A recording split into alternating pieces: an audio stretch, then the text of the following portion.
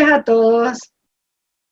Es un gusto estar acá con ustedes, con un invitado especial, con invitados especiales, y tiene una característica muy especial este encuentro.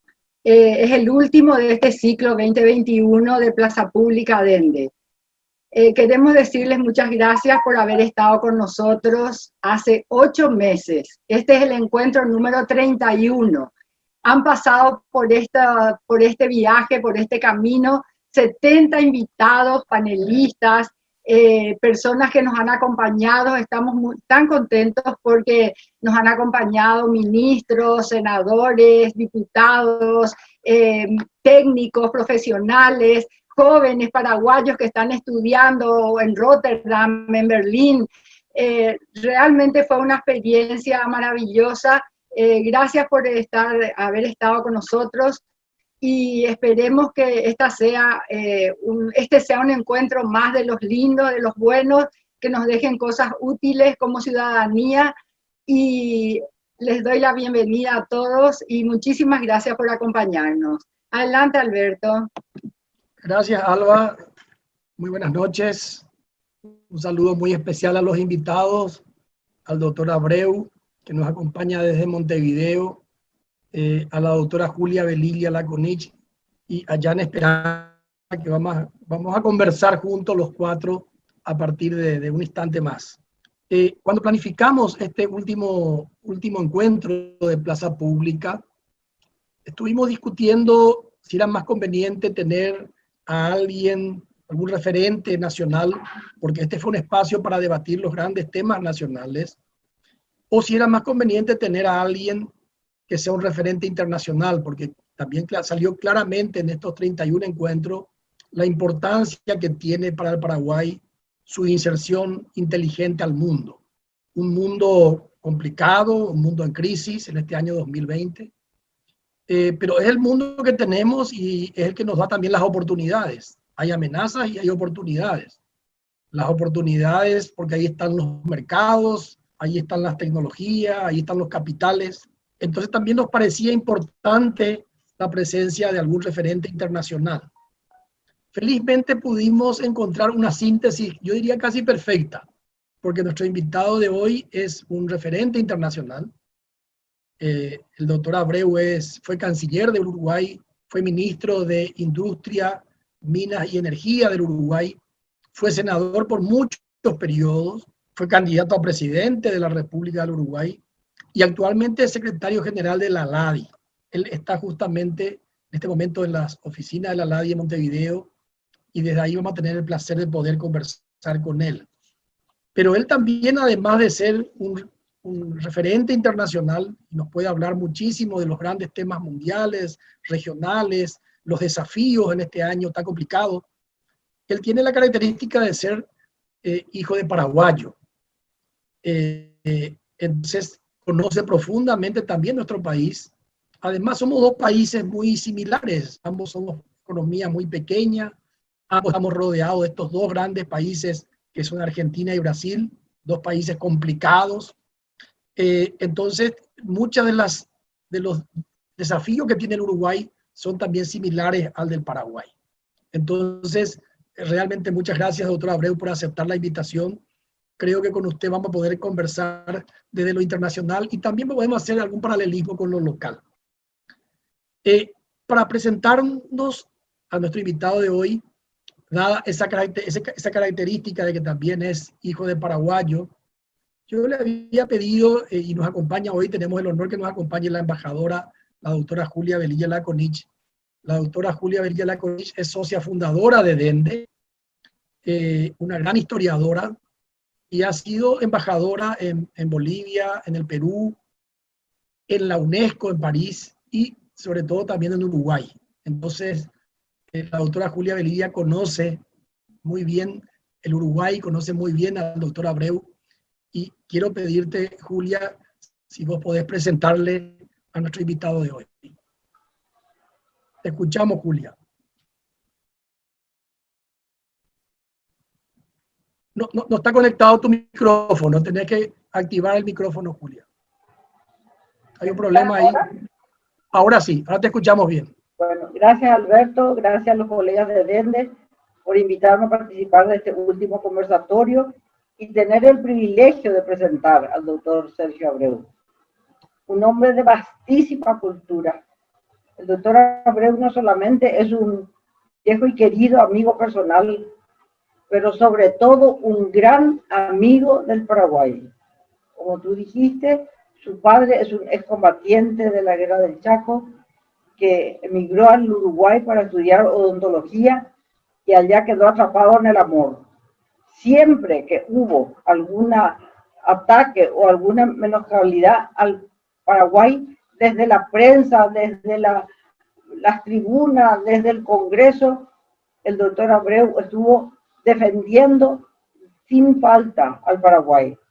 En el Uruguay se lo conoce como el paraguayo, un experto internacionalista, un brillante político, un investigador, historiador muy distinguido, un destacado profesor universitario y también un compositor iguayno, ¿verdad, Sergio? Es un hombre multifacético, como político, patriota y combativo. Militó desde muy joven en el Partido Blanco, en el que es uno de sus líderes más importantes, y lo representó en puestos tan claves como tú dijiste, como ministro de Relaciones, como ministro de Energía y cosas, en la Cámara y en el Congreso, y por supuesto también ahora en el importante puesto de secretario general de ALADI, un organismo de larga trayectoria continental. A todas estas facetas, el doctor Abreu también se agrega su prolífera producción académica, porque ha publicado numerosos libros. Y de los últimos libros publicados, la vieja trenza, muy apretadamente entretejida, como diría su prologuista y colega, la doctora Ana Ribeiro, que hoy es ministra de Cultura del Uruguay. El doctor Abreu ha analizado lúcidamente las complicidades de los dos grandes miembros de nuestra región, Argentina y Uruguay, que han, Argentina y Brasil, perdón, Brasil. Sí, que han tenido una política conjunta, una manera de dirigir la política regional, lamentablemente como víctimas muchas veces los países de Paraguay y Uruguay. Esta vieja trenza porteña lusitana ha formado una coalición que ni siquiera en el acto de fundación de Mercosur, que fue el acta de asunción, tampoco consideraron como países asimétricos a Paraguay y Uruguay. Bueno, de todas estas cosas y de mucho más nos va a hablar don Sergio. Yo, al darle la bienvenida a Dende y a esta última sesión de Plaza Dende, quiero decirle, doctor Abreu, que para nosotros usted siempre va a ser un paraguayo más en esta su tierra, donde valoramos y admiramos su brillante trayectoria en esa patria que es la patria del prócer de la estirpe, don José Gervasio Artigas. Todos estamos deseosos de escucharlo, doctor Abreu, así que le cedo la palabra a Sergio.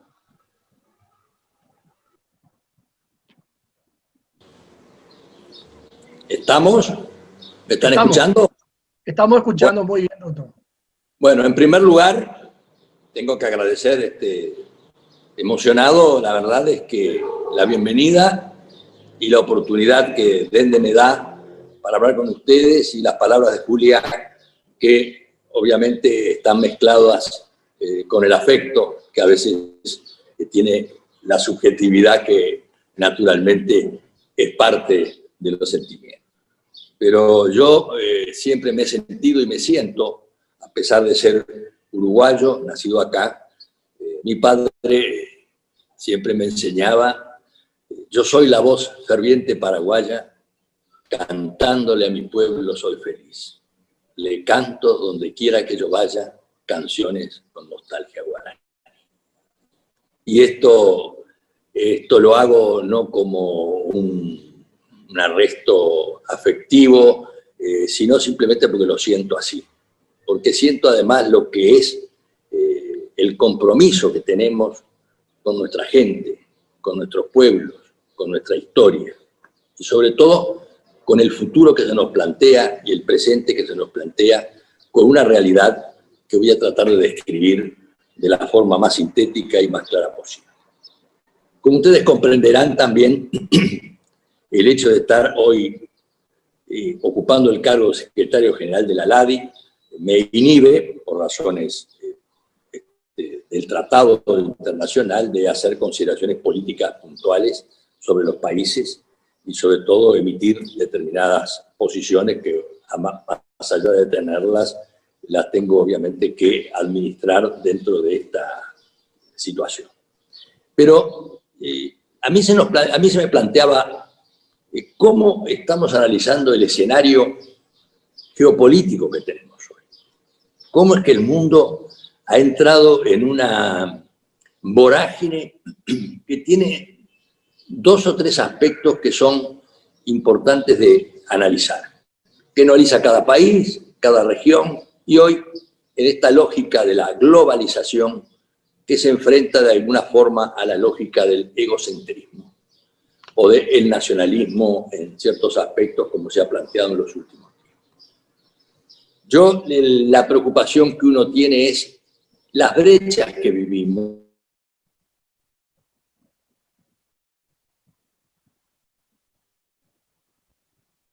Ahí cayó la señal, doctor. Yo no estoy escuchando la señal, no sé si ustedes escuchan. No, su voz ya no escucho. Hay problema con la transmisión. No podemos... Sí. Hubo un inconveniente con la transmisión, Sí. doctor. Hubo una... Esperen que voy a apagar esto. Estamos... ¿Sabe que la tecnología, o si, a ver, la voy a tener por acá porque siempre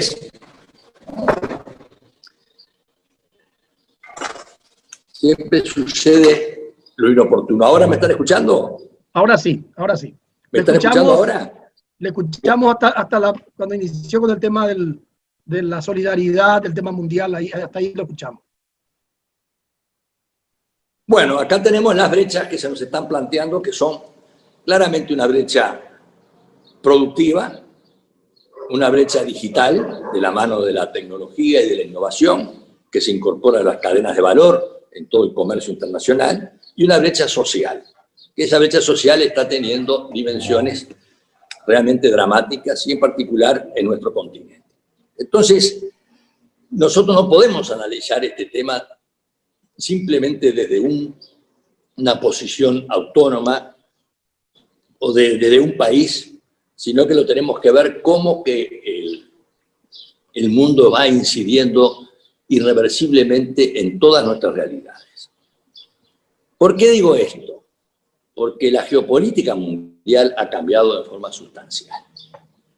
Y además porque el sistema de producción, el sistema de comercio, hoy está identificado con que 2/3 del comercio mundial es intrafirma.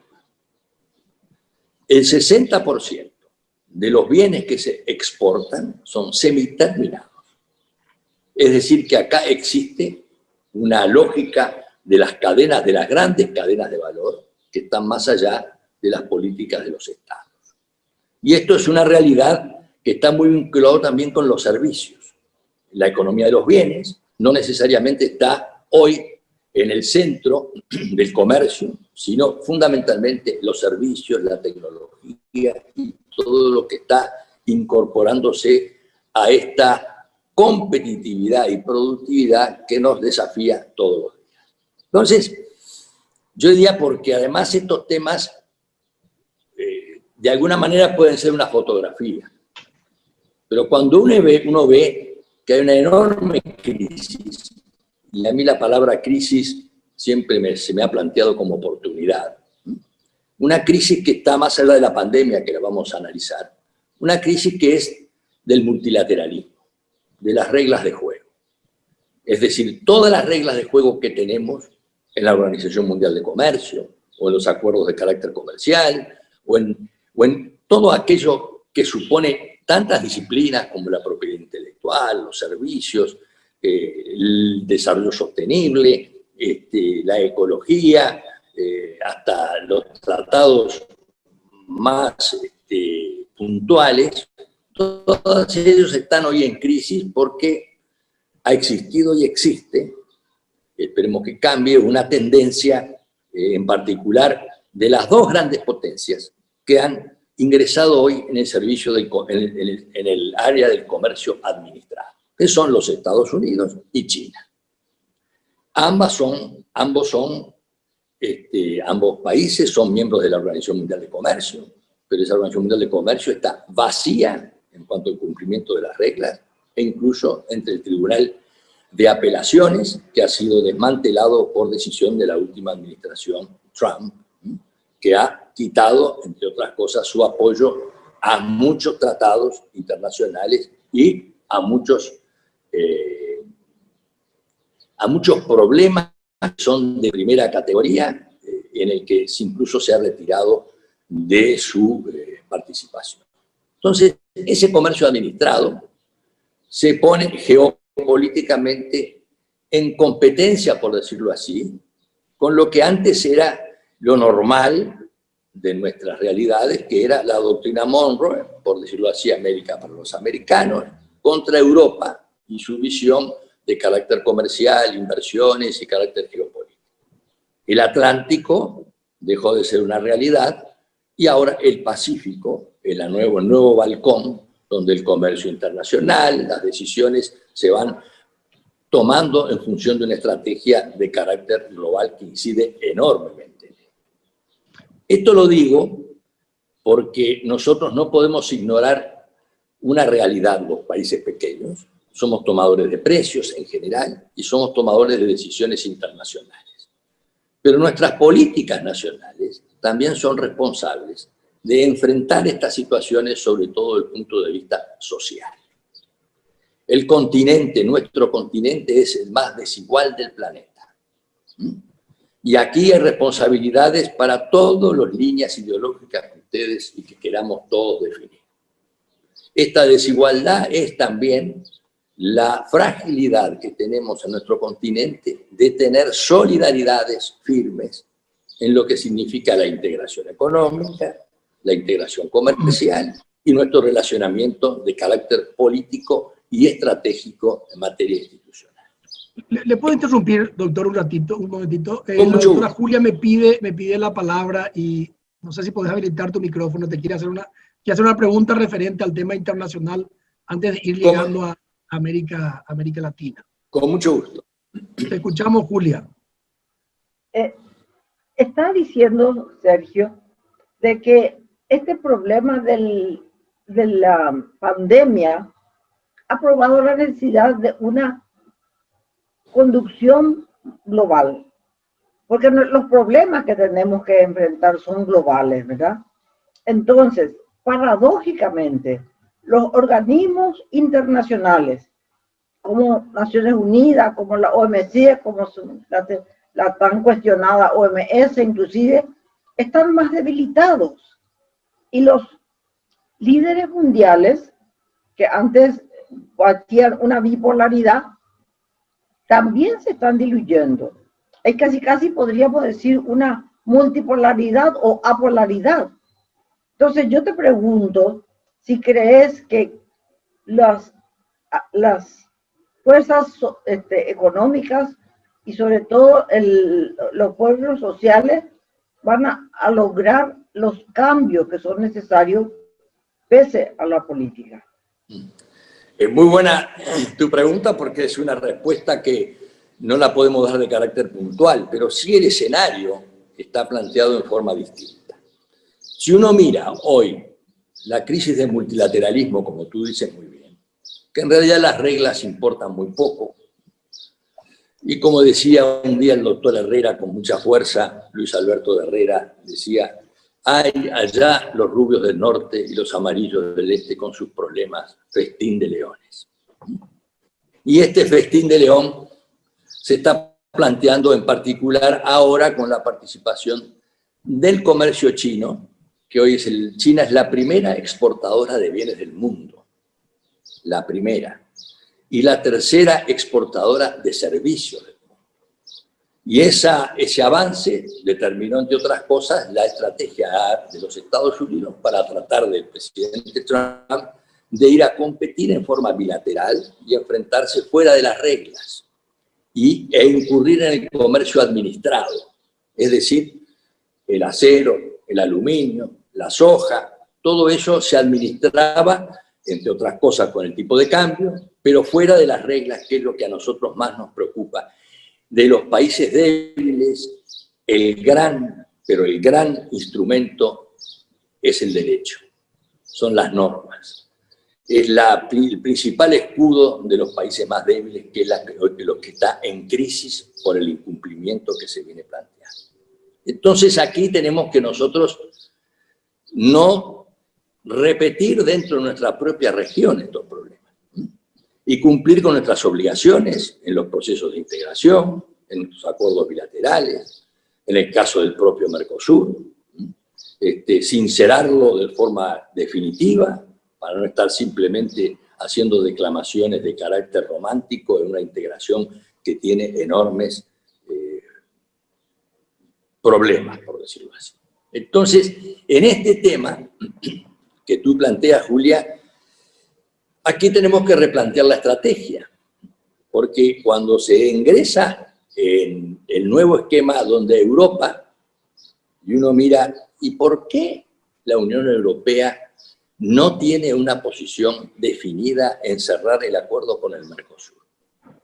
Y uno dice, ¿será por razones económicas, comerciales? Bueno, es porque el escenario cambió. La preocupación, cuando yo era canciller hace unos cuantos años, Europa dijo, voy a tratar de compensar la Alianza de las Américas y el ALCA que planteaba los Estados Unidos para ver si hago un acuerdo con el Mercosur. Pero como eso se diluyó en muchos aspectos, ahora Europa se ve enfrentada, entre otras cosas, a esta nueva realidad donde el comercio internacional y el comercio chino es quizá la primera preocupación que se tiene, entre otras cosas, de la ruta de la seda, donde la ruta de la seda planteada por China y ahora por Irán y por Rusia está llegando al Mediterráneo con enormes signos de alerta a la economía europea. A eso le agregamos el Brexit y todas las dificultades que tenemos y el panorama es otro. Y entonces, ¿cómo hacemos nosotros para enfrentar esta realidad? O mejor dicho, ¿cómo hacemos en este continente? Porque tú mencionabas recién la pandemia. La pandemia nos ha costado a América Latina solo 50 millones de puestos de trabajo. Si tenemos una desigualdad ya previa a este tema, ustedes imaginen la caldera de presión que tenemos en todas nuestras sociedades frente al desempleo, la enfermedad y las dificultades de recuperar nuestras economías. Y esta es una realidad que tenemos que enfrentar, pero con mucho realismo.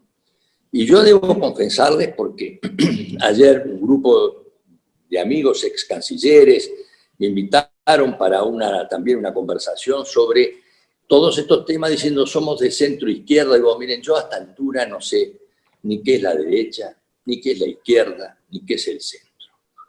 Lo que aquí nosotros tenemos que defender son políticas nacionales que busquen que el empleo empiece a recuperar la equidad social, que es lo que estamos perdiendo.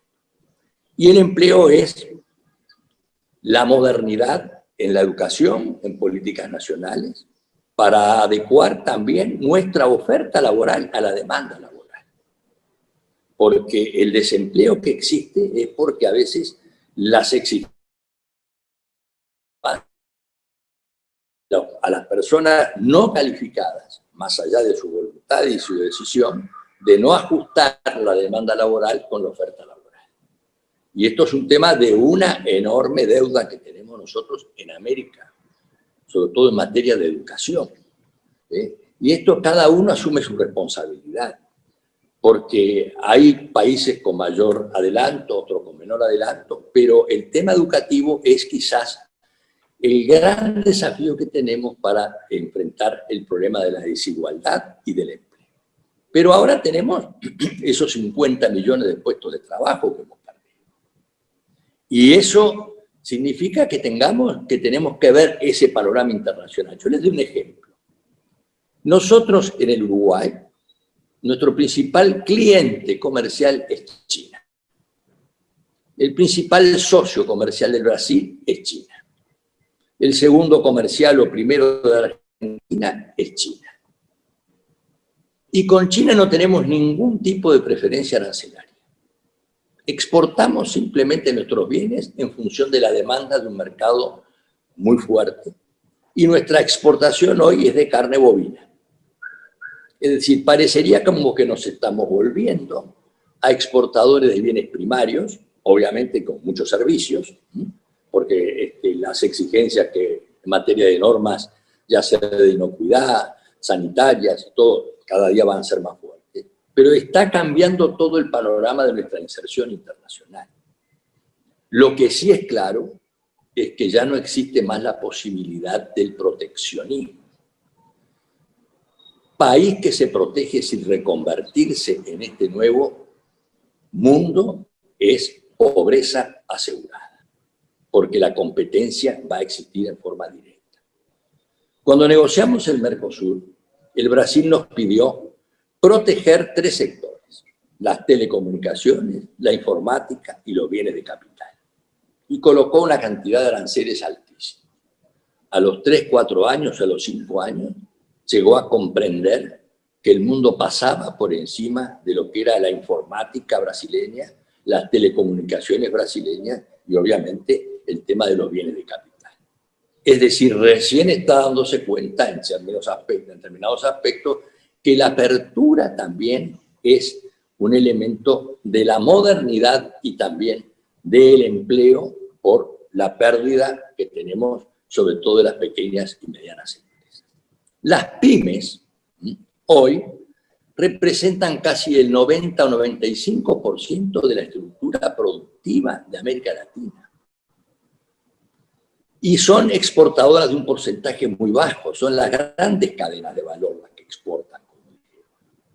A esas pymes, al pequeño, al mediano productor, es al que tenemos que ayudar para que pueda tener competencia, para que pueda abrir los mercados, para que pueda tener acercamiento y sobre todo para que pueda producir en términos de competitividad y de productividad. ¿Cuál es el otro gran tema que tenemos? Y aquí sí lo podemos conversar con Paraguay, Uruguay y Bolivia, que es la cadena logística. La logística hoy que se ha transformado en un elemento absolutamente decisivo en materia de competitividad.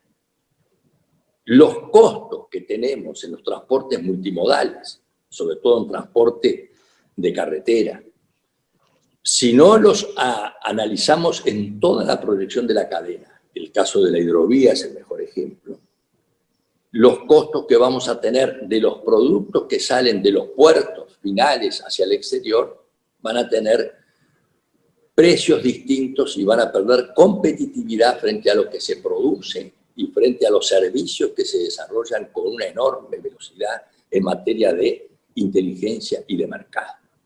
Esta es la realidad. Entonces, hay un tema que nosotros miramos a veces desde nuestra propia visión continental, desde nuestra relación sureña, por decir así, de Sudamérica, en la que tenemos obviamente una cantidad de condicionamientos. Nuestros vecinos, de tanto que nos quieren, cada vez que nos abrazan, nos ponen al borde del paro respiratorio.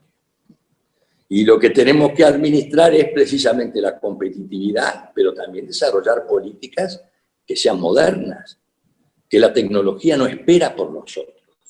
Que cuando tenemos empresas, no voy a decir los nombres, pero ustedes saben muy bien, que hoy por un celular uno puede comprar una determinada mercadería en cualquier parte del mundo y se la traen y se la llevan, y ahora hay empresas con logística ya organizado en materia de transporte aéreo, internamente en los países ya va a ser para afuera. Nosotros tenemos que darnos cuenta de que las pymes y nuestros sectores sociales más condicionados deberían ser parte de esta estrategia, porque tenemos que hacerle una propuesta que no sea exclusivamente promoción de comercio. Yo le llamo pymes, grandes negocios. Es decir, para que cada pyme de nuestros países pueda verse abierta la posibilidad de comerciar primero entre las zonas. Nosotros nos llenamos la boca con la integración, pero apenas comercializamos el 13% de nuestros productos en la región.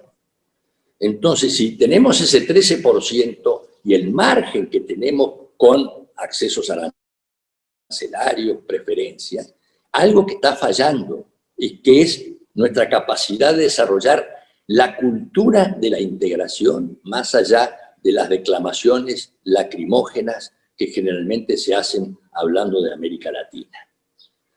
Hay que ser pragmático, práctico. Acá, como se dice en el fútbol, los goles son amores, acá el comercio es la realidad. Y ese comercio lo tenemos que desarrollar desde adentro, pero también con la voluntad política de los países. Y cuando tenemos los corredores logísticos, cuando tenemos la necesidad de la infraestructura física de desarrollar, estamos viendo qué competitividad tenemos. Doctor, ¿te puedo hacer Pero una pregunta? Quiero entrar sobre lo que estás mencionando, porque voy a tomar algo que vos dijiste mientras tomás tu mate. Exacto. Mencionaste una cifra que no es menor en cuanto al pragmatismo que ahora decías. 2/3 del comercio mundial son intrafirmas. Se ha modificado la lógica de las cadenas de valor que buscan seguridad de suministros, que buscan estar cerca de los centros de producción y consumo. Eso está ocurriendo, por un lado mencionaste. Y estás diciendo que sin el comercio de la economía, de los empleos, vamos a tener serios problemas. Por lo tanto, uno del pragmatismo podría decir, ok, ¿y cómo aprovecho entonces esas grandes cadenas de valor? Sobre todo, y quiero traerte un poco a países como los nuestros. Vos conocés mucho Paraguay, digamos Uruguay, por supuesto, países como los nuestros, en donde en teoría tendríamos tal vez la mayor flexibilidad, pero vos dijiste en un momento dado, cadena de valor por fuera, y anoté, de las políticas de Estado, pero son precisamente las políticas de nuestros países, como por ejemplo Paraguay, las que pudieran en teoría atraer a estas cadenas de valor, ¿o no? Irlanda lo hizo muy bien en Europa y logró atraer mucho, digamos. Porque es mucho más flexible, más pequeño, nosotros también somos pequeños. Iría por ahí el tema, deberíamos ir cortando, no solo en el sentido de decir, bueno, este es el conjunto de políticas que yo voy a implementar como país para atraer estas cadenas de valor. ¿Te parece que va por ahí? ¿Qué deberíamos hacer? ¿Qué seguridad le tenemos que dar? Energía, mano de obra adecuada, cuestiones impositivas que puedan ser atractivas. ¿Qué tenemos que hacer para atraer esa cadena de valor? Es muy buena la pregunta, porque en realidad hay dos cadenas de valor, por decirlo así. Las grandes cadenas de valor, que obviamente, como tú dices, ya están cambiando de la localización por la cercanía de los centros de consumo. Esas, por ejemplo, acá tenemos UPM. UPM es la que produce pasta de celulosa. Muy bien. Y uno le dice, dígame, señor UPM, ¿usted no podría fabricar muebles o podría parar algo más y desarrollar algunas industrias en el país para que tengamos también el consumo y mano de obra para determinadas actividades? Dice, no, yo solo produzco pasta de celulosa y la pasta de celulosa la exporto al mundo y los otros mercados son los que van a agregar valor a nuestra producción. Y eso lo vemos en cantidad de cadenas de valor que van a existir. Lo vemos también en el tema de la minería, que es un tema mucho más sensible y mucho más preocupante. Las otras cadenas de valor es las que a mí me preocupa, que son las cadenas de valor intrarregión. La posibilidad de que tengamos que exportar o que podamos exportar al Brasil, a la Argentina, a Colombia, a Chile, si estamos en el 13% de comercio intrazonal y con las preferencias arancelarias que tenemos a cero, hay algún tema que nos está fallando. Y el tema que nos está fallando es quizás la ausencia de solidaridad que tenemos entre nuestros países. Porque ahora tenemos el Mercosur, después se desarrolló UNASUR con otra visión, y es una especie de fuga hacia adelante de todos procesos de integración, en la que solo quedan exclusivamente como remanente los viáticos de los burocráticos, de la burocracia diplomática. Y lo que nosotros queremos hacer es, señores, si la Alianza para el Pacífico se está concretando, si quedó por el camino el Grupo Andino, en más sentido, si tenemos dificultades, obviamente, que son complejas, porque entró la ideología también en materia de manejo comercial. Nosotros, como yo le digo acá en ALADI, aquí ni la OMC ni la ALADI tiene cláusula democrática, más allá de nuestras convicciones. Acá lo que tenemos que hacer es buscar los acuerdos comerciales que nos permitan profundizar y darle trabajo a nuestra gente. Y todos son temas muy puntuales, pero también muy preocupantes. Porque cuando nosotros vemos lo que es los pasos de frontera, y uno dice, pero dígame una cosa, y la voluntad política, ¿no debería existir como una tecnología que permita además que agilizar todo lo que es el comercio fronterizo, cuando lo tenemos que a veces enfrentar a que los camiones se detienen porque el conductor tiene pie plano? Yo digo, estos temas que son parte de nuestra preocupación es la que tenemos que enfrentar con transparencia. Pero es una realidad de estas cadenas de valor que ya está instalada, se van a desarrollar mucho más de lo que nosotros pensamos. La tecnología va viniendo e incluso perjudicando a la mano de obra en materia de robots y todo, porque nos parece muy lejano y sin embargo hoy están cada día más avanzadas. Pero nosotros tenemos gente que pasa hambre. Tenemos 6 de cada 10 latinoamericanos que pasa hambre. Y yo digo, ¿la culpa es de la izquierda, la derecha, el centro? No. La culpa es de cómo nosotros enfrentamos con nuestros países y nuestros socios un comercio que pueda exceder y superar esos viejos nacionalismos que todavía laten en forma a veces irracional o generalmente irracional. Entonces, en esa realidad, uno dice, bueno, yo voy a ir a Europa. Y Europa me dice, no, ustedes, con Mercosur no voy a hacer un acuerdo. ¿Y por qué? Porque el Brasil contamina el Amazonas. Muy bien. Y el Tratado Amazónico tiene 8 países. Así que solo responsable el Brasil. ¿No será una excusa que se tiene en el mundo desarrollado para que nuestros alimentos y nuestras exportaciones no lleguen como siempre han tenido problemas? Y sin reglas, ¿cómo nos vamos a manejar? Por ejemplo, hoy ya los aranceles pueden estar casi, le diría que es un instrumento en desuso. Lo que están en uso son las nuevas normas, los estándares de calidad, sanitarias, fitosanitarias, la inocuidad alimentaria, todos los certificados de origen, los requisitos de origen específicos, todo eso que también nosotros no solo aplicamos internamente, sino que desde afuera se nos está mirando porque no somos parte de la estrategia de la geopolítica mundial. Y la geopolítica... No sé si ¿Cómo no? Julia.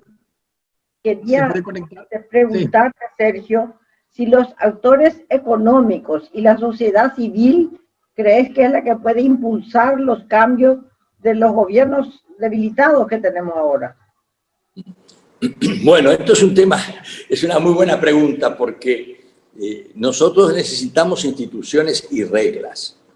Yo digo reglas de comercio en particular, pero ustedes miren lo que es la China, que se suma a las reglas de comercio, o las cumple o no las cumple el mercado internacional, pero no le ponemos a aplicar la cláusula democrática. Es decir, cada realidad tiene, nosotros necesitamos instituciones, sociedades civiles respetadas, pero sobre todo políticas de Estado que sean capaces de superar un periodo de gobierno. Vivimos con las democracias acotadas por las elecciones y no vivimos con el proyecto de desarrollo sustentable pensando en la próxima generación. todavía no tenemos la cultura de que otros gobiernos, de otros partidos y otros líderes puedan cosechar buenos resultados de nuestra siembra. Y eso es particularmente la gran deuda que tenemos. Miren que lo estoy planteando como autocrítica, ¿no? Porque yo ya estoy cansado de los profetas que siempre les parece, o los que hacen el diagnóstico y después vuelven otra vez a sus campanas aisladas para no contaminarse con el resto de la realidad.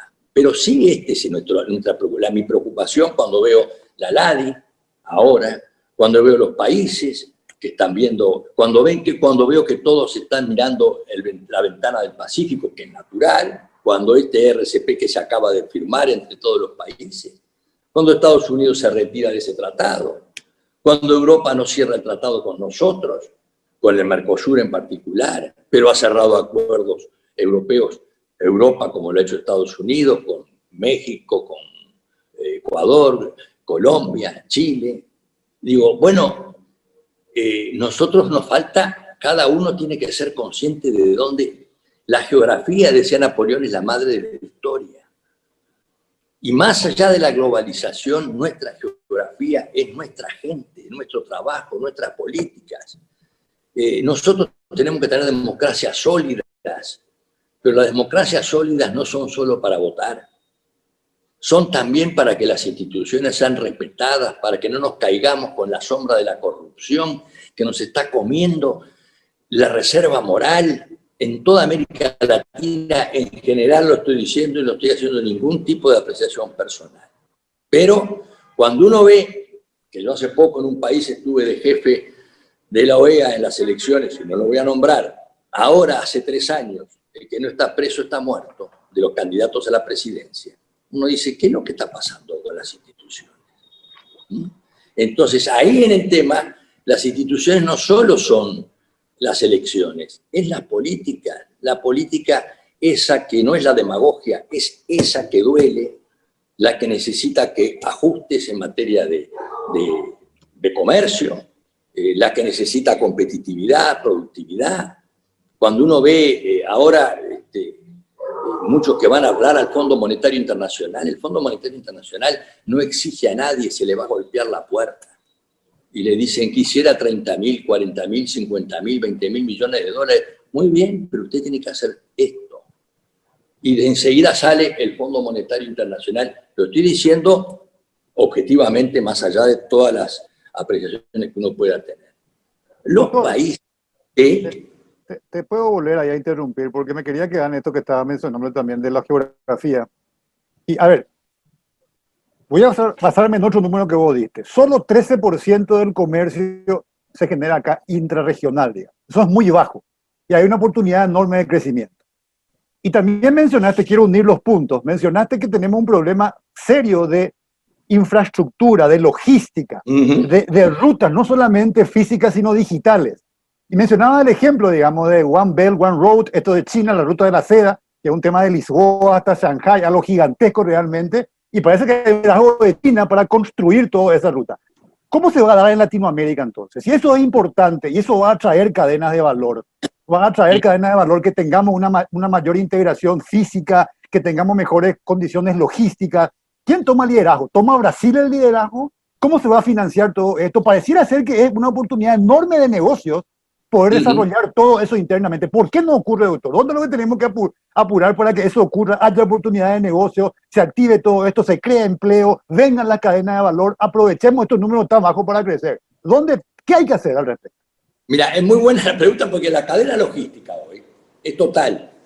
Es decir, los grandes armadores ya no son las empresas, la Maersk o todas, ya tienen todo el control de lo que son la cadena. Desde que va la cadena, desde el transporte multimodal, ferroviario, fluvial y marítimo. Ya no están exclusivamente trabajando de los hub ports, como le dicen a veces. Yo te doy un ejemplo. El gobierno del presidente Mujica impulsó, siendo yo senador, el puerto de aguas profundas en Rocha. Y fracasó con rotundo éxito. Y fracasó porque un puerto de aguas profundas, ahí necesita la voluntad de Brasil, necesita la voluntad de la Argentina, necesita carga, necesita decisiones que hagan participar de esa cadena los puertos de aguas profundas, que solamente puede haber dos en el sur. Uno es para el Río Grande, es decir, el puerto de Brasil, y el otro podría estar en el Uruguay. Eso quedó en el camino.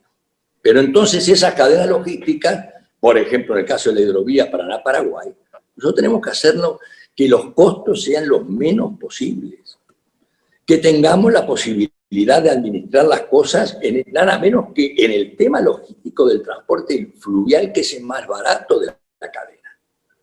Y los puertos inteligentes y los puertos verdes, y esto no es una exposición teórica, son los que van a imponer todas las medidas y los costos para poder ser competitivos. En el Uruguay, una carga de madera de Tacuarembó a Montevideo sale lo mismo que el transporte de Montevideo a Beijing.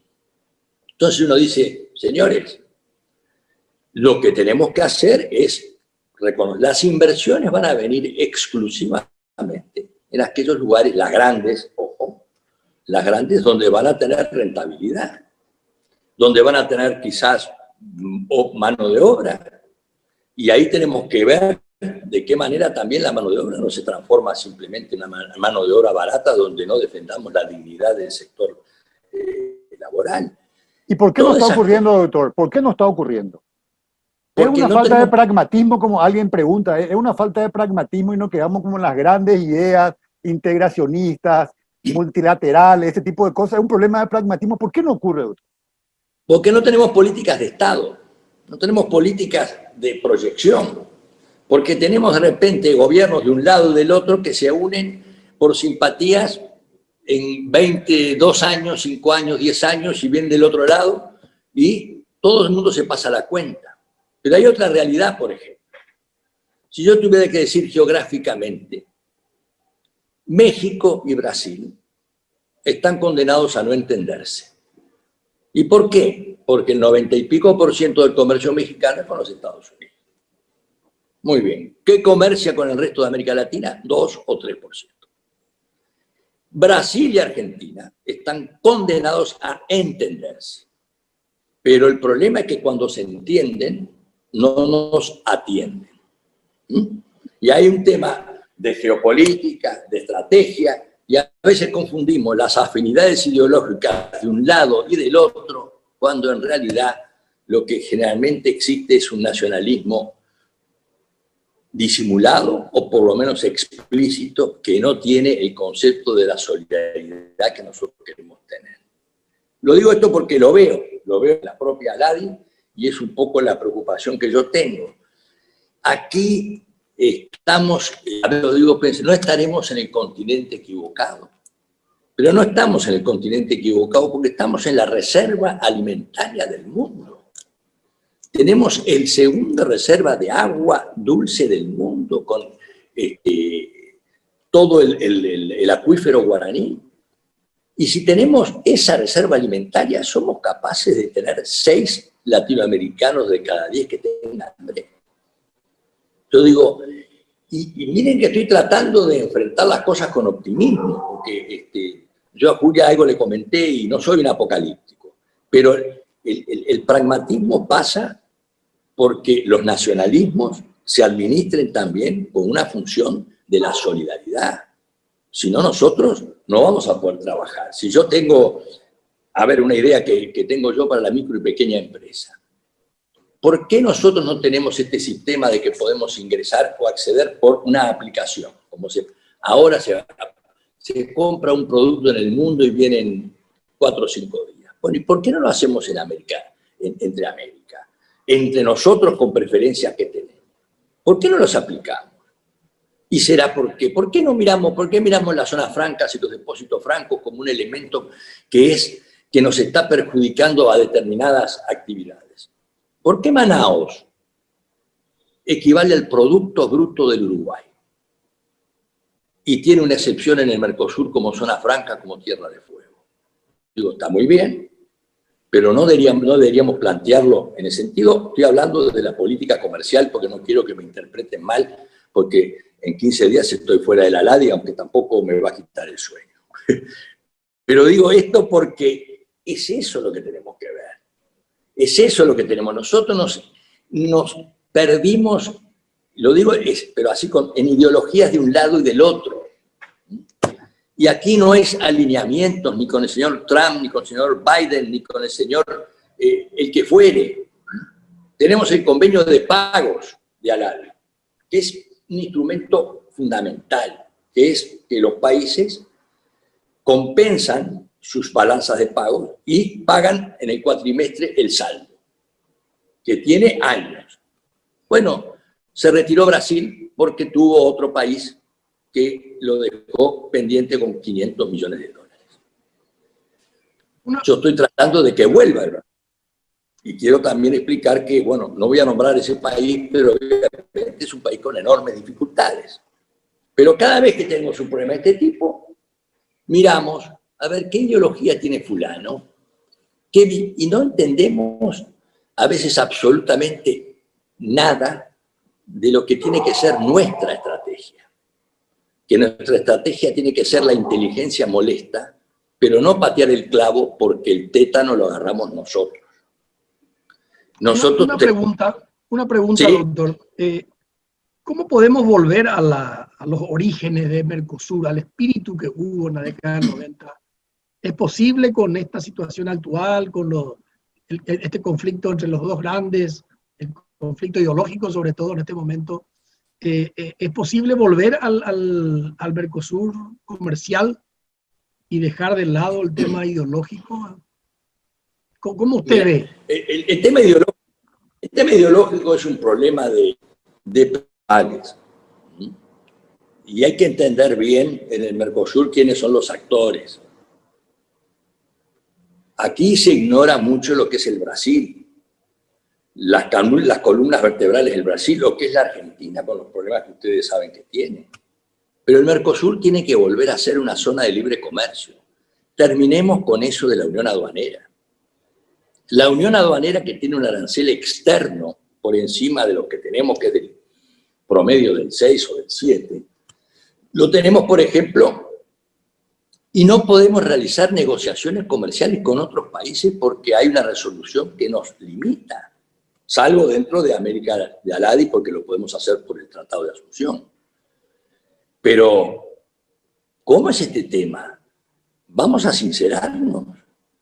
Entonces yo le digo, señores, libre comercio, perfecto, pero no vayamos ahora a que todo el bloque tenga dificultades. ¿Cuál es el problema que tiene el Mercosur con Europa? ¿Es Uruguay? ¿Es Paraguay? ¿Es Brasil? Bueno, muy bien. Si es Brasil, obviamente que le vamos a solidarizar si cuando las excusas están hablando en términos de la Amazonia, que es otra cosa. Si es el Brasil, bueno, ¿y por qué no venimos a la zona de libre comercio? La única unión aduanera que funcionó y que ahora tiene dificultades es la unión aduanera europea. Pero el mercado europeo tiene más del 70%, llegamos al 13%, y toda la Unión Europea se desarrolló desde la década del 50 para evitar los nacionalismos exacerbados que determinaron las grandes guerras mundiales. Entonces nosotros no podemos copiar lo que hacen otros países y otras realidades, pero atarnos a una unión aduanera, a un mercado común, que solo le sirve a los países grandes en el sentido de que nos limiten para negociar hacia afuera, no. ¿Usted recuerda, doctor, cuando Paraguay fue suspendido en el Mercosur? Justamente se planteaba, nosotros hemos creado unas mesas de discusión del tema y se veía que es absolutamente inviable el mercado común. Había que retrotraer esto a mejor dicho, a una unión aduanera, había que retrotraer a un mercado común. Simplemente una zona de libre comercio es el único modelo compatible con esta asimetría de países y los problemas políticos que existen. Entonces, ¿por qué no se hace eso? Porque a Brasil también le conviene, inclusive, puede negociar con China libremente, independiente de los problemas que tiene Paraguay, por ejemplo. ¿Por qué no se retrotrae Mercosur a una unión, a un mercado, a una zona de libre comercio solamente? Parece que ¿sabe por qué? porque la ideología nos marca. Y entonces empezamos a decir, el señor presidente del Brasil tal, dijo tal cosa. El señor presidente de la Argentina y la vicepresidenta dicen tal otra. Y tenemos la dificultad de que otros países del norte quisieron UNASUR fue otra de las expresiones más ideológicas, que incluso estaba planteando hasta políticas de defensa comunes. Ustedes imaginen, políticas de defensa comunes. Cuando digo esto es cuando la ideología con todos sus sueños, con esa utopía, dijera Tomás Moro, esa utopía termina siendo un elemento en el que cada uno queda abroquelado a eso y se aparta de la realidad. Y la realidad es, hoy, el comercio es empleo. Las regulaciones de los países son muy importantes para evitar que el pez grande se coma el pez chico. Pero el mercado no es la gran solución. Pero el mercado es lo que tenemos hoy en función de lo que la realidad internacional y cada política que tenemos que tener nuestros países. Entonces, yo digo, bueno, libre comercio no es una apertura insensata. Es abrir el mercado porque el mercado se nos abre aunque no queramos. Los socios están aunque no queramos. Entonces, en esta zona de libre comercio y en el Mercosur, nosotros tenemos que sincerarnos, y esto no es todos los días, nadie de nosotros se puede mudar acá. Así que vamos a vivir con nuestros vecinos de un lado y con todos los vecinos del otro, pero lo que sí tenemos que saber es que nadie, el nacionalismo siempre puede un poco más que la visión integradora. Y entonces los más pequeños son los que sufrimos. Entonces yo digo, libre comercio, reglas, y cada uno que va desarrollando su estructura productiva y su inserción. Si las pymes pierden el trabajo y su mercado, las regionales más chicas, la explosión social está en la puerta. Porque ustedes van a ver que en general el que está desesperado reacciona porque no ve una respuesta, y la primera reacción no es la ideología, es el establishment. Contra el gobierno que fuere, me enfrento y le digo, ustedes no atienden mis problemas. Y cuando un país se desestabiliza, sobre todo los nuestros, socialmente, el que huye primero es el dinero y la inversión. Jan, ¿quería preguntar algo? No, quería nomás, doctor, Alai de alguna manera fomenta ese tipo de estrategia, digamos. Pregunto, ¿es eso lo que la Alianza del Pacífico más o menos está logrando? Algo seguramente mucho menos ideal, pero mucho más pragmático, mucho más eficiente y que le devuelva cierta legitimidad también a estos procesos, porque la gente ya no confía, ya no cree, porque es algo que finalmente no lo ve directamente, digamos. Pregunto, ¿qué está ocurriendo? ¿Es una Alianza del Pacífico? ¿Crees que hay una tendencia hacia eso? ¿La LAI puede jugar un papel de motivar ese tipo de cosas y salimos de este entrampamiento? La debe jugar porque además yo estoy pensando en un proyecto que se llama precisamente Pymes Grandes Negocios. Es decir, que todas las confederaciones de pymes puedan tener un acceso y un trabajo en conjunto. Los empresarios son los que mueven los temas, no son los gobiernos. Los gobiernos pueden tener una línea u otra, pero el empresario que está presionando con naturalidad por su trabajo y el pequeño empresario es el que le va a dar el motivo al gobierno para atenderlo, pero tiene que venir de abajo hacia arriba. Y yo voy a decirlo, pero objetivamente, cuando se suspendió al Paraguay del Mercosur fue por problemas ideológicos. Cuando ahora, hasta hace poco, hablaba Venezuela y se levanta Colombia y deja sin conversar, es por problema ideológico. Y yo digo, ¿y qué respuesta le damos al que no sabe qué es la ideología y tiene hambre? Y ahí está. Son temas puntuales, inteligencia, aplicaciones, comercio, logística, aduanas, certificados de origen, integraciones que yo quiero aumentar el comercio. Y la Alianza para el Pacífico está planteada, naturalmente, porque el Pacífico es el mundo que demanda los productos. Pero esa Alianza para el Pacífico también es cierto, tiene que mirar hacia la LADI, pero está México en la Alianza para el Pacífico. Y México es muy importante, pero en América Latina negocia apenas el 2% o el 3%. Es decir, para el resto de América Latina. No estoy describiendo un hecho. Cuidado, ojo, porque no políticamente, digo las realidades.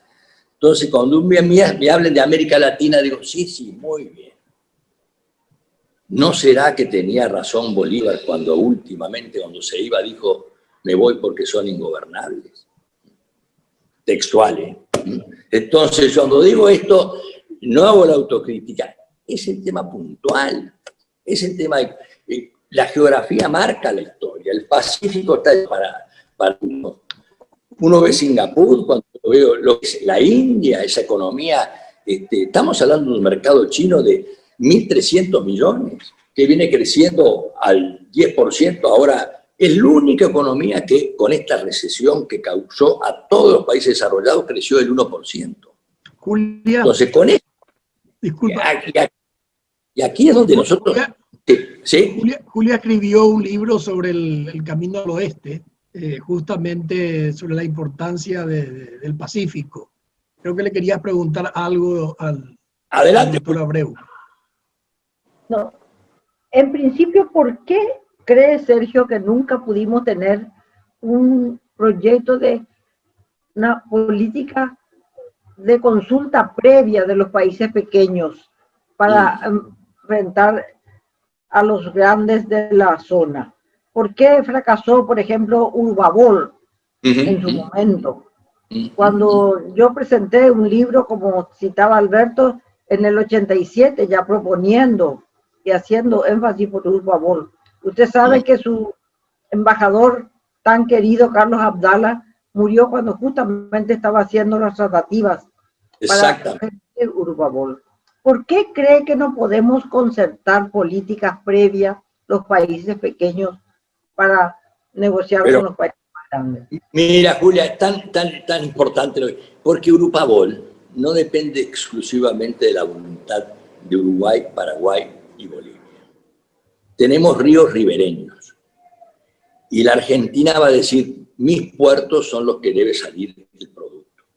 Y Brasil va a decir, pero ¿por qué Mato Grosso y Rondonia del Sur, o el Mato Grosso del Sur, o Rondonia, me gustaría que salieran por los puertos? ¿Y por qué dice Brasil hoy que el Pantanal es un tema ecológico? ¿Y por qué tenemos dificultades? Porque nada es exclusivamente bilateral o de sociedad. Y cuando tenemos el canal Martín García, que es el que dragado famoso que queremos salir en Nueva Palmira, hoy la Argentina nos plantea el canal Magdalena, que quiere decir, yo voy a entrar directamente por Rosario al mar, y ustedes, digo esto a Argentina porque no es la primera vez que lo plantea varias veces.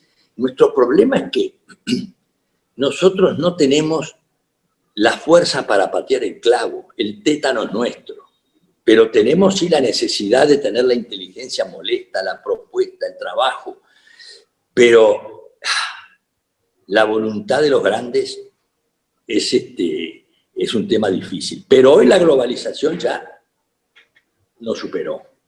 Pero doctor, quiero entrar en tu tema de la globalización, porque pareciera ser que hay muchas preguntas que llegan, doctor, con respecto a ser pragmático y realmente aprovechar en la región todo el potencial que existe, digamos, para aumentar el comercio, inversiones, logística, todo esto que estuvimos hablando, digamos.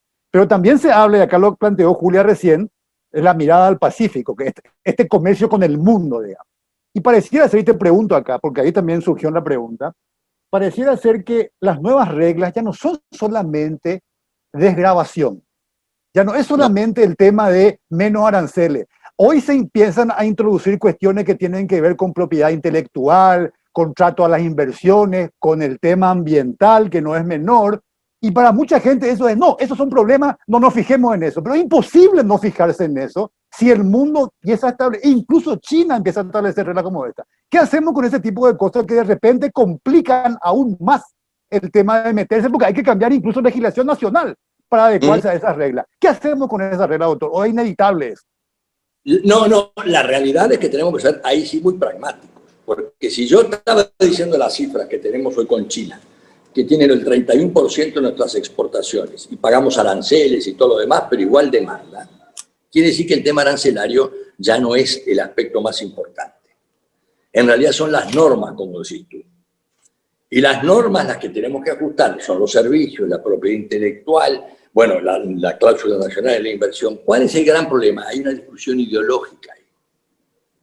Es una discusión ideológica de la globalización como una expresión extendida del desastre o del, a ver cómo puedo decir, del imperialismo mirado de otras maneras. Acá basta que uno veamos lo que es Rusia y nos damos cuenta y lo que es el mundo asiático y vemos como el comercio y estamos dándonos cuenta de que el nuevo mundo son normas. Y esas normas son las que tenemos que ajustar, son los servicios, es la propiedad intelectual, es el tema ecológico, que si no ajustamos estos temas, también van a ser restricciones no arancelarias, porque nos van a trancar. No sé si, creo que tengo tu imagen congelada, no sé si me están escuchando. Sí, lo escuchamos, doctor. Yo le escucho, doctor, pero estamos con problemas hay tormenta en algunas partes del país y ahí tuvimos una caída en la señal, ¿verdad? Entonces, a mí... Pero le escuchamos, doctor. El gran tema es ese, son nuevos temas de los servicios, la inteligencia. Uno tiene que ver las aplicaciones que se están dando en todos los temas de comercio. Basta leer un poco a Harari para darnos cuenta que uno le entra una angustia cuando empieza a ver que el comercio internacional, los robots, lo que se agrega, no solo en comercio, en materia de seguridad internacional.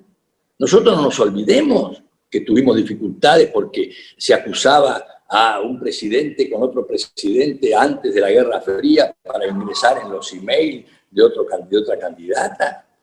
Y cuando eso funciona también el tema de la competencia, en materia de competencia de los productos y de los servicios. Ustedes se dan cuenta que Chile ahora quiere hacer el cable submarino, que muy bien hacia el Pacífico. ¿Qué le dice Estados Unidos? No, señor. El cable no va a la China. Muy bien. ¿Qué hizo? Va a Nueva Zelanda, que es lo mismo que... es decir, hay determinados temas de los cables, por ejemplo, donde va la información, la banda ancha, donde va todo esto, donde hoy el G5 está disputándose en el medio de la hegemonía mundial. Y nosotros no somos ni más allá de lo... Nosotros tenemos que ajustarnos a esos temas para darle modernidad a nuestras economías, pero el tema está en la educación. Está en la educación, porque nosotros no podemos ser modernos teniendo mano de obra no preparada. Y la brecha esa es muy grande, es muy grande. Y nosotros a veces, lo voy a decir sin anestesia, porque es parte también, vemos que el corporativismo y determinados sindicatos como fuera son los que definen una política nacional. La política nacional es la política de la suma de todos los sectores, pero son parte de la responsabilidad de los gobiernos. Y nosotros cada día que pasa, ustedes fíjense lo que pasó en Perú, 70% del empleo informal. Viene la pandemia y el peruano dice, entre morirme de hambre y adquirir la COVID, prefiero capaz que tengo menos COVID. En un país que ha tenido su apertura y bueno, y tiene todas las crisis que tiene, digo en el sentido objetivo, como pasó en Chile, por muchos aspectos, donde obviamente puede haber muchas razones, pero nosotros, si no somos modernos y nos sacamos de la ideología eso de que la lucha de clases no existe más. Doctor, ¿y quién juega ese papel para impulsar? Entonces, repito, en este tema del One Belt, One Road, de la ruta de la seda de China, China toma ese liderazgo, impulsa el banco de inversiones asiático, financiamiento. ¿Quién debería jugar ese papel en Latinoamérica? Acá todos están coincidiendo que hay enormes posibilidades de desarrollo interno, de negocio, de infraestructura, de logística, que hace falta, que la carga, que el Pacífico, todo eso hace falta. ¿Y por qué no ocurre? ¿Quién tiene que jugar ese papel? Si no es Brasil, es la LADI, ¿cómo atraemos? ¿Cómo se juega ese partido? Primero son los países porque son los estados, porque la LADI es la voluntad política de los países. Yo le puedo inventar un instrumento, pero cuando yo digo, bueno, pero ¿y por qué Brasil y Argentina están? Y no porque los presidentes no se conversan. Dígame una cosa, ¿y a mí qué me importa que usted no se converse si yo lo que no tengo es trabajo? Entonces yo digo, ¿y a mí qué me importa, yo qué sé, lo que fuere? Digo porque me tengo algunas limitaciones de carácter protocolar, como ustedes saben, si no, hablaba sin anestesia, pero no es un tema. ¿Cómo es posible que yo tenga estas dificultades de frontera donde la gente se muere de hambre en la frontera de Colombia y Venezuela y con Brasil? ¿Y de quién es la culpa?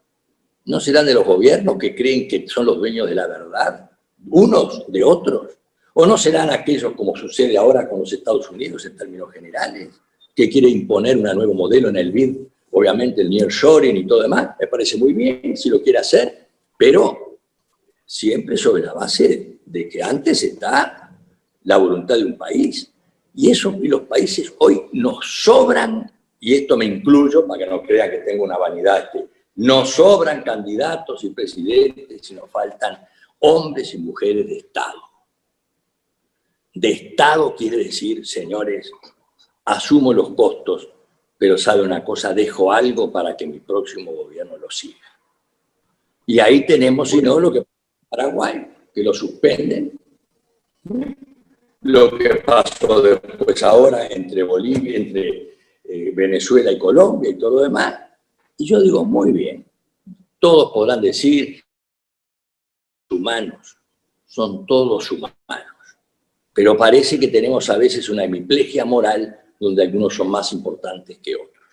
Y yo creo que el principal derecho no es solo la libertad, sino el trabajo y la dignidad. Y por estas cosas siempre buscamos en la fuerza de los demás el origen de nuestras debilidades. Muchas gracias, doctor. Realmente esta hora pasó volando. Yo tuve algunos problemas, lamentablemente, de señal y tuve que salir y entrar, pero creo que fue una hora muy rica para entender lo que está pasando en la región, los desafíos que tenemos. Y vamos a seguir hablando el año que viene. Yo creo que vamos a tener varios espacios como este de nuevo. Julia, ¿querías decir algo? Sí. Mañana presenta el doctor Lacalle Herrera un libro que se llama Mercosur, Nacimiento, Vida y Decadencia. ¿Cómo ve ese futuro de Mercosur desde ALADI el doctor Abreu? Bueno, el ALADI ustedes van a ver que en el libro del doctor Luis Alberto Lacalle, que tuve el honor de que me lo dedicara, van a ver que ponen una cantidad de experiencias que tuvimos precisamente en las negociaciones. El Mercosur dentro del ALADI es otro de los acuerdos parciales que existen. Es decir, los acuerdos, digamos, que está el Mercosur, la Alianza para el Pacífico, y todos los acuerdos están, la ALADI dentro de todo es el paraguas jurídico que permite que se firmen estos tratados para no extender los beneficios a terceros países. Pero nos falta sincerarnos. Cuando el doctor Lacalle habla de decadencia, es porque el mundo cambió y algunos pensaron que el nacionalismo puede más que la solidaridad. Y cuando alguien o algunos piensan así, generalmente son los más grandes. Nosotros todavía tenemos la reserva de pedir y de trabajar para que las cosas sean mejores. Pero tampoco, vuelvo a insistir, en esta decadencia, si pateamos el clavo, el tétano de los países chicos.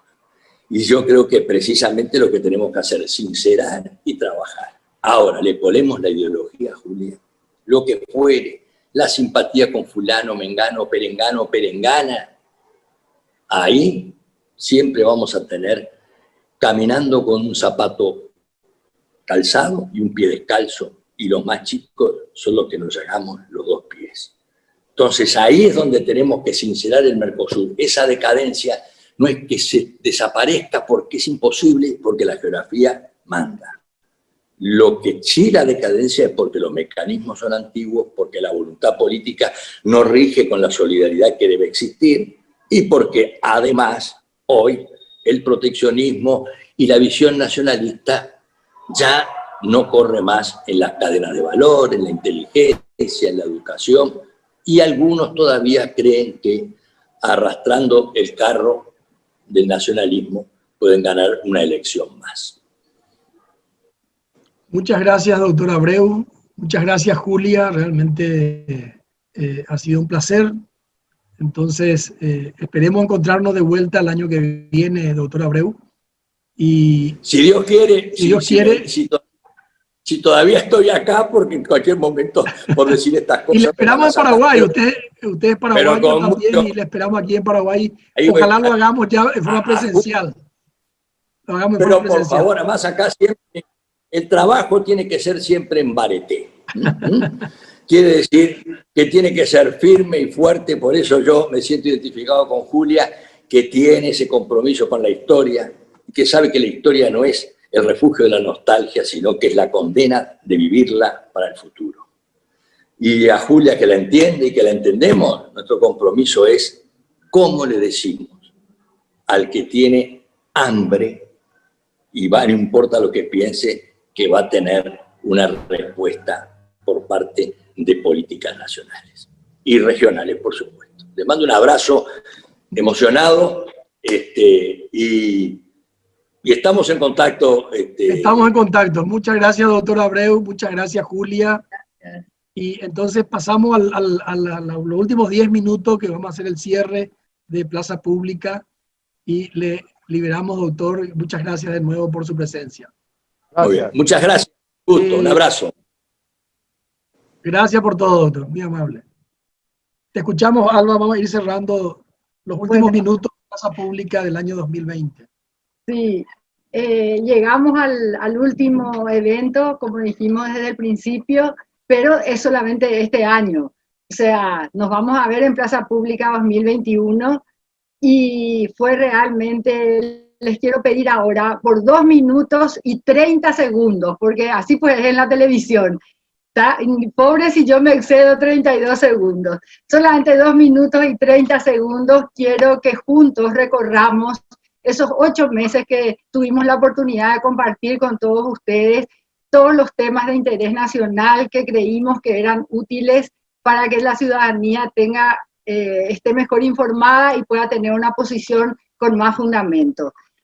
Así que ahora vamos a recorrer estos 8 meses desde el 24 de abril y vamos a ver un ratito todo lo que hicimos y con quiénes estuvimos.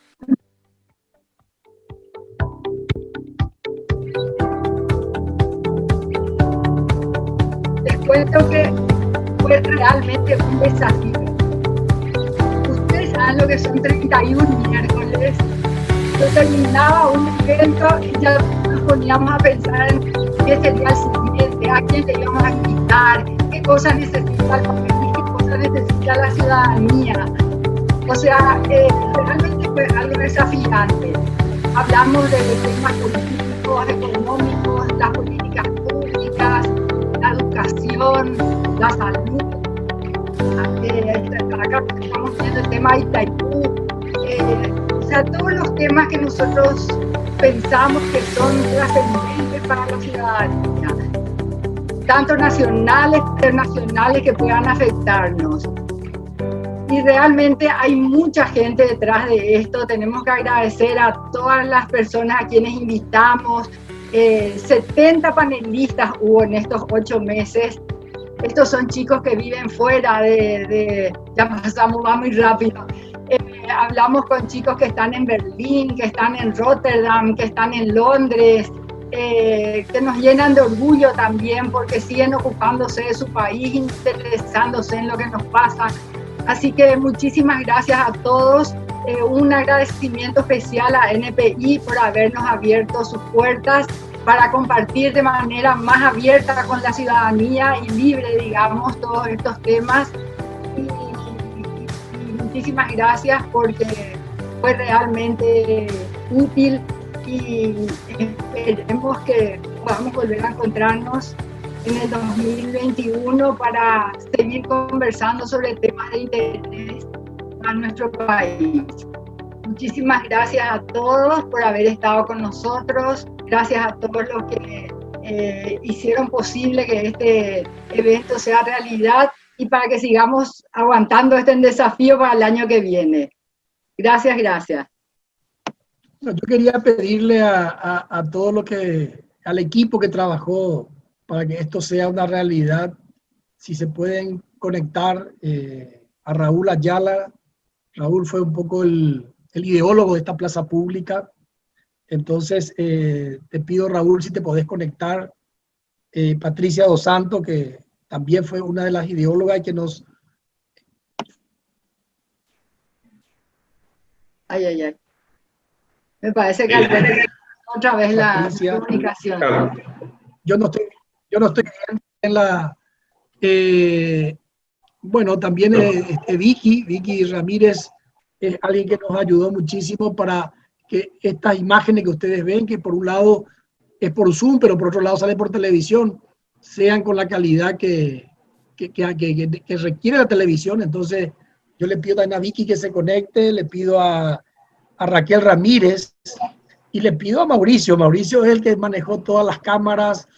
No sé si me olvido de alguien, Alba, si me olvido de alguien, por favor, llamarle. No, realmente no usando poco una palabra que... Usando una palabra... La palabra que usa Andrés Silva de Teletón, que entre paréntesis, la semana que viene es Teletón. Acá más que el liderazgo hubo un equipazo. Realmente yo quiero felicitarles o felicitarnos todos, agradecerle a la gente que nos acompañó en estos 31 semanas de Plaza Pública y confirmarle que este es el final de un ciclo y es el comienzo de un nuevo ciclo. Ya mañana vamos a comenzar a pensar lo que va a ser el ciclo 2021.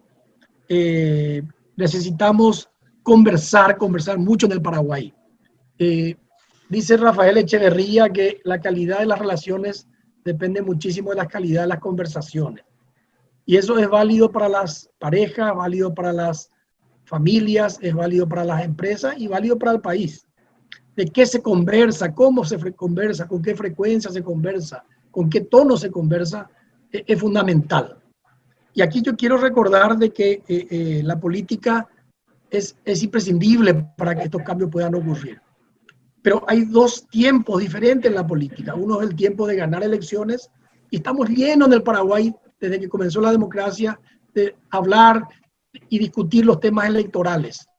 Y muy poco tiempo le dedicamos al segundo tiempo, que es el tiempo de gobernar, de definir políticas públicas que permitan el desarrollo y la democracia de Paraguay, ¿verdad? Para ir terminando, se va un año complicado, un año muy, muy complicado para el mundo, para la región, para el Paraguay, para cada uno de nosotros. Un año en que hubo y hay mucho sufrimiento, mucho dolor. Hubo mucha gente que perdió seres queridos, hay mucha gente que se enfermó, hay gente que perdió sus trabajos, como mencionó el doctor Abreu recién. Hay mucha gente que vio frustrados sus grandes sueños y proyectos.